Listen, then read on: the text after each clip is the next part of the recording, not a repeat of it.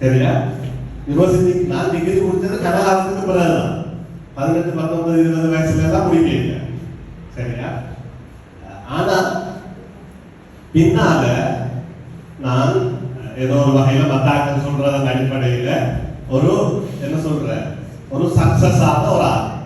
நாங்க சக்சஸ் பார்க்கிற விதத்துல என்ன நல்ல வேலைகள் செய்கிற, நல்ல சம்பளம் எடுக்கிற, ஆட்கள் மதிக்கிற, இப்படியான நிகழ்ச்சிகளுக்கெல்லாம் வாங்க கூப்பிடுற மாதிரியான ஒரு வாழ்க்கை வாழ்ற. அப்ப எனக்கு அந்த வாழ்க்கை கிடைச்சது என்னத்தால இல்ல, அதுக்காக கல்வி முக்கியம் இல்லைங்கிறது இல்ல. கல்வி முக்கியம். நான் நல்லா படிச்சேன். ஓலெவல்ல எனக்கு நல்ல ரிசல்ட், எந்த ஸ்கூல்லயே பெஸ்ட் ரிசல்ட் எனக்கு. ரைட்? நல்லா படிக்க கூடாதுங்கிறது இல்லை. ஆனா நான் சொல்லதான் செய்தி என்ன சொன்னா, முதலாவது விஷயம், நான் எந்த ஏதோ ஒரு வகையில் ஏதாவது வெற்றிகள் ஏற்பட்டிருந்தால் அந்த நான் யூஎன் ஏஜென்சிஸ்ல வேலை செஞ்சிருக்கிறேன், இன்டர்நேஷனல் என்ஜிஓஸ்ல கண்ட்ரி டைரக்டராக இலங்கைக்கு வேறு நாடுகளுக்கு ஒர்க் பண்ணியிருக்கிறேன், குரூப் ஆஃப் ஐடி கோஆபரேஷன்ல ஒர்க்கிங் டைரக்டராக இருந்திருக்கிறேன். சரியா? இப்பயும் பல தனியா பிசினஸ் இதுகள் எங்களை பாமதேஸ் நெட்வொர்க்கிங் ஆக்ஷன்லையும் நான் ஒரு டைரக்டர், அட்வைசர் டைரக்டர். ரைட்? அப்படி பல இதுகளையும் இருக்கிறேன். அதுக்கு ஒரு முக்கியமான காரணம், எனக்கிட்ட என்ன திறமை இருந்துச்சோ நான் சின்ன காலத்துல இருக்கக்குள்ள அந்த திறமைய எந்த பெற்றோரும், அதே பெண்கள் சம்பந்தப்பட்ட நிகழ்வு அதிகமா பெண்களோட வேலை செய்யற அமைப்பு இருக்கிறதாக நான் சொல்லணும். எங்க அம்மா, எங்க உமா குறிப்பா எனக்கிட்ட எந்த திறமை இருக்குங்கிறத அடையாளம் கண்டு அதை பறக்கிறதுக்கு வேண்டிய அளவு உதவி செஞ்சாங்க. அதே மாதிரி தான் எனக்கு சில நல்ல ஆசிரியர்களும் அதிபர்களும் அமைஞ்சாங்க. அவங்களும் அதை ஊக்குவித்தாங்க. என்ன நினைக்கிறீங்க? எனக்கு இருந்த பிரதானமான திறமை சின்ன காலத்துல இதான் வாய்தான், பேசுறதுதான். காலம் எல்லாம் ஏழகம் இல்லாததுக்கு அப்பவும் ஒரு காரணம். இந்த இலங்கை முழுக்க நடந்த எல்லா பேச்சு போட்டி, எல்லா விவாத போட்டிக்கும் போனதான், ஒன்றையும் விட்டு வைக்கல. அந்த காலத்துல மிஸ்ஸஸ் சுபாஷ் தான் பர்டிகுலர்ல எஜுகேஷன் டைரக்டர். அவர் சொல்லுவா, அவனுக்கு செங்கப்பலம் திருச்சி வரவேற்போம்னு சொல்லுவார். அவர் இலக்கம் வைக்கிறோட என்னதுக்கு இதை பேசுறதுக்கா? நான் சொல்ல வர முதலாவது செய்தி என்னன்னு சொன்னா, பிள்ளைகளை போட்டு படி படி படி எல்லா பாடத்துக்கும் டியூஷனுக்கு அனுப்பி எல்லாரும் டாக்டர் ஆகணும், எல்லாரும் இன்ஜினியர் ஆகணும்ங்கிற நிலையில இருந்து மாறி நாங்க எல்லாரும் எங்கிற பிள்ளைகளுக்கு இருக்கிற திறமைய எப்படி நாங்க வளர்த்துறது, அது கூட அவங்க வளர்ந்துருவாங்க. முதல் சங்க காலத்துக்கு பிந்தின காலம், இப்ப பழைய காலம் மாதிரி எல்லாம் இல்லை. இப்ப எல்லா துறையிலையும் உழைக்கலாம்.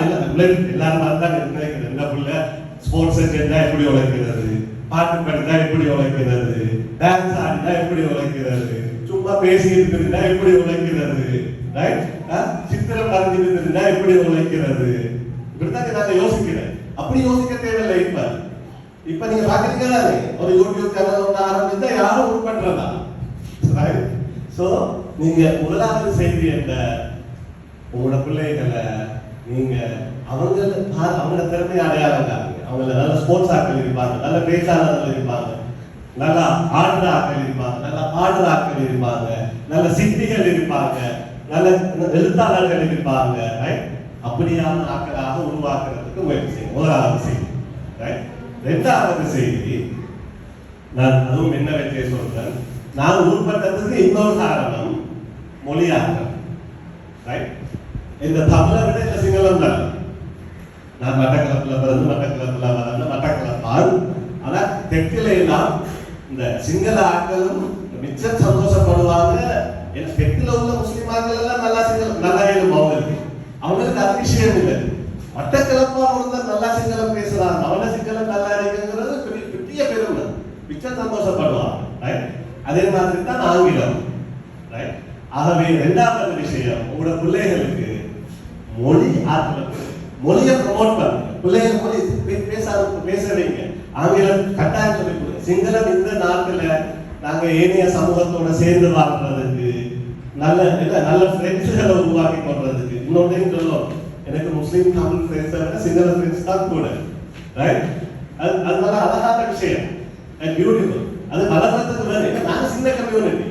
நாங்க என்ன சொல்றோம், குண்டு சட்டைக்குள்ள குதிரை ஓடினா வளர நாங்க எங்களையே பார்த்துட்டு இருந்தா சரி வராது. வெளி உலகத்தை பார்க்கணும். அதுக்கு எங்களுக்கு வெளி உலகத்தோட தொடர்பு கொள்றதுக்கு தேவையான பிரதான சாதனம் மொழி. அந்த மொழி எங்களுக்கு தெரிந்தால் சும்மாவே எங்களுக்கு என்ன செய்யும், பாலம் அமையும். சுஜிதா சொல்ல அறிமுகப்படுத்த சேர்த்து விட்டுட்டா நான் சமூக சமாதானம் இனங்களுக்கு இடையில எல்லாம் செய்யறது அதுகளுக்கெல்லாம் அது ஒரு முக்கியமான காரணம்.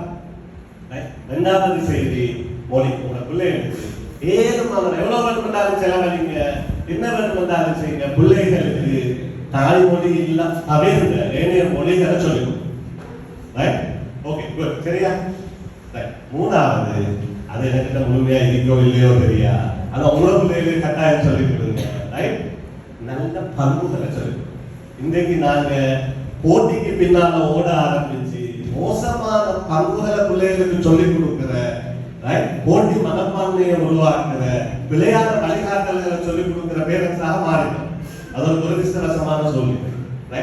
ஆனால் இன்றைக்கு நாடு, இது நான் கட்சிகளை பற்றியோ அரசியலை பற்றியோ சொல்லல, நல்ல ஒரு மாற்றத்தை நோக்கி போயிட்டு மக்கள் வித்தியாசமாக யோசிக்காது, நல்லா செயற்படுறாங்க. அண்மையில நடந்த அனர்த்தத்துல பிறகு இந்த 25,000 ரூபாய் கொடுத்து தானே அரசாங்கம் இந்த வீடு கிளீன் பண்றது. ஒரு சைட்ல வீட்டுல தண்ணி வந்து எட்டி பார்த்துட்டு போனாங்க, போய் ரெஜிஸ்டர் பண்ணினாங்க, அந்த 25,000 எடுக்கிறது. அது என்ன பண்புன்னு நான் உங்களுக்கு சொல்ல தேவை, உங்களுக்கு தெரியும். ஆனால் சில ஏழை குடும்பங்கள் உண்மையாகவே தண்ணி வந்த சில பல கிட்டத்தட்ட 100க்கு கிட்ட குடும்பங்கள் வீடெல்லாம் கிளீன் பண்ணி அவங்க போயிட்டாங்க. அதுக்கு பிறகு ஜிஎஸ் வந்து அவங்களுக்கு காசு கொடுக்க கேட்ட நேரம் அவங்க சொல்லிட்டாங்க, நாங்க கிளீன் பண்ணிட்டு வந்துட்டோம், எங்களுக்கு இந்த காசு வேணாம், இதை தேவை உள்ள வேற ஆட்களுக்கு கொடுங்க. இப்படியான பண்புள்ள பிள்ளைகளை நான் வளர்க்கிறேன். முதல் தடவை இலங்கை வரலாற்றுல அரசாங்கம் அந்த நிதி சேகரிக்கிறது தான் அரசாங்கத்தால். சிறைச்சாலையில் இருக்கிற சிறைச்சாலை கைதிகள் அவங்க சிறைச்சாலைக்குள்ள அந்த வேலை செய்யறதுக்கு அவங்களுக்கு சின்ன சம்பளம் கொடுப்பாங்க, சின்ன சம்பளம் கொடுப்பாங்க. அதுல அவங்க சேர்த்த காசை அரசாங்கத்தில் அந்த நிதிக்கு கொடுக்குறாங்க. சிறைச்சாலையில் இருக்கும் சிறைச்சாலை கைதிகள் குற்றவாளிகள், யாராவது குற்றவாளிகள் அவங்க கொடுக்கிறாங்க. காலங்காலமாக இந்த சம்பளத்தை கூட்டுங்க போராட்டம் நடத்துற மலைநாடு, அதாவது என்ன சொல்றது, தேயிலை தொழிற்சாலைகள் இதுகள தொழில் செய்யற அந்த மக்கள் அவங்க அந்த சம்பளத்துல ஒரு பகுதியை நிறுத்தி கொடுக்குறாங்க. அப்ப நாங்க என்ன செய்யணும், மரத்தை நாட்டுற, மரத்தை பாதுகாக்கிற, சூழலை பாதுகாக்கிற, எல்லாரையும் மதிக்கிற, நேர்மையாக நடக்கிற, ஊழலுக்கு ஒத்துழைப்பு வழங்காத, வன்முறைகளுக்கு போகாத, வன்முறைகளுக்கு எதிராக நிற்கிற அந்த நல்ல ஒழுக்கம் உள்ள பிள்ளைகளை நாங்க எல்லாரும் வளர்க்கணும்.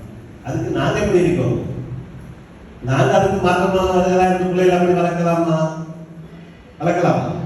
நாங்க சொல்லலாம், ஆனா வளர்ப்பா புள்ள அப்படி எங்களை பார்த்துட்டாங்க. ஓகே குட், கொஞ்சம் போதும், அது மூணும் போதும். ஞாபகம் இருக்குதானே? மூணும் என்ன? மூணு. முதலாவது என்ன, உங்களோட பிள்ளைகள் என்ன திறமை இருக்கின்ற அடையாளங்கள், அந்த திறமையை வளர்க்கிறது. இரண்டாவது என்ன? மொழி மொழி மொழி மொழி, குறைஞ்சது சிங்களமும் ஆங்கிலமும். மூணாவது என்ன? நல்ல ஒழுக்கம் உள்ள, நட்பெறை தெரிய, நாட்டை நேசிக்கின்ற, சூழலை நேசிக்கின்ற, அயலவர்களை நேசிக்கின்ற, அனைவரையும் நேசிக்கின்ற நட்பிரதைகளை உருவாக்குறது.